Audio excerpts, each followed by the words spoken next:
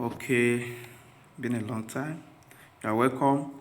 Today we'll be looking at part 2 of break of structure known as BOS.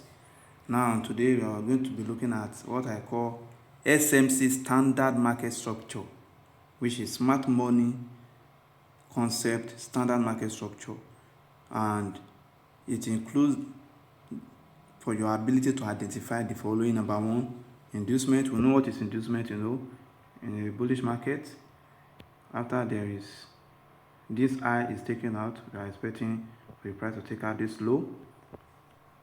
Then here will be confirmed as our high. The inducement will be taken out. Inducement price will now be going up as an anticipation. Then the second thing is decisional order block, and we know what is decisional order block.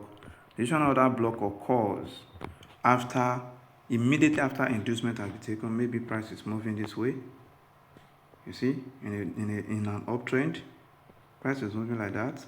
We're expecting the first pullback is inducement. Now the order block after the pullback is decisional order block, and that is when there's another order block at the extreme. That's what we call extreme order block. But if there's no order block at the extreme, this order block after a break of structure, this one will become our order block. But when there's 2 to 3 order block after a break of structure, before market took the inducement, after an inducement, the first order block called decision order block, and then the last order block is now called extreme order block, as analyzed there. Then the other thing we are going to identify when we are looking for the standard market structure is number 4, break of structure with candlestick closure or with wick. You know what we'll talk about. Market is making up movement after the inducement, price went up to break structure. Sometimes here this break of structure is with candle wick. The market will just make this type of move with a wick, while sometimes market will make this type of move and then come and this body of the candle will close above the previous high. That's when you are talking an uptrend, and then in a downtrend below the previous low, after an inducement has been taken. Hope it's not confusing. Now we're going to go into some examples. Okay, there's a key point I try to make here. This place, I said after valid break of structure. What is a valid break of structure? That is when the candle close above the high, that's an uptrend, or below the low in a downtrend. That's what we call a valid break of structure. Then a market structure is complete when it has inducements, and the inducement is taken before the low or high is confirmed, either for uptrend or for downtrend. Hope this is not confusing. This is what I'm trying to talk about. This is the market is making this type of move. There's a break of structure before we get to this place. This is B. After BOS, identified as B, the market is making this type of movement. This is inducement.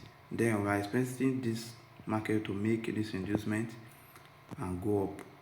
After this market broke this structure, we want an inducement to form below, another inducement to form before this low and the high can be valid. I will show that in pictorial evidence. This is what I'm trying to talk about. The first standard market structure, this price is coming from break of structure point. That's how you identify if the market is uptrend or not. Okay, now this is price is coming from break of structure. Make this type of point.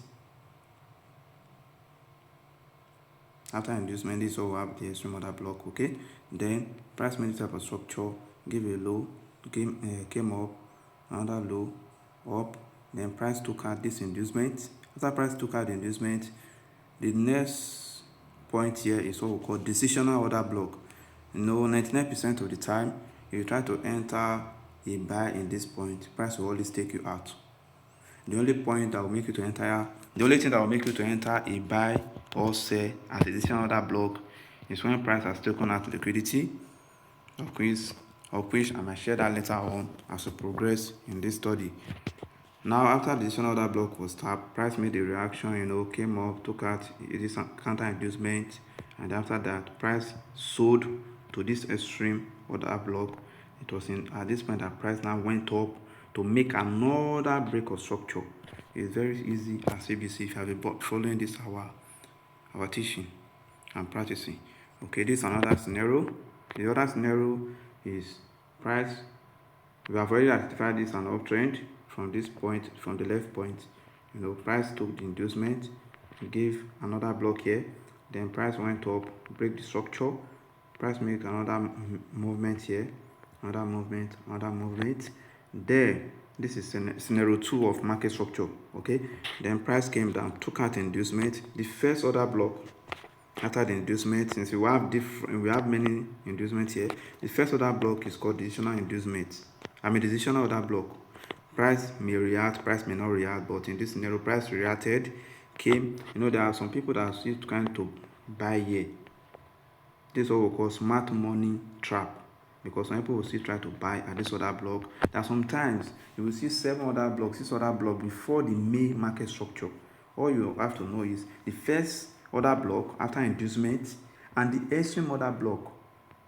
That is the only valid order block that has higher probability of playing out. Sometimes market may play out in this second order block and went up, but we are not looking for that. What we are looking for is to have a good structure that will match our trading plan. Okay, so price sometimes price may react here to give some people false impression that it will buy from there, and then before you see, you will take their profits, you will take their money, then tap on the extreme order block, and then go up as such.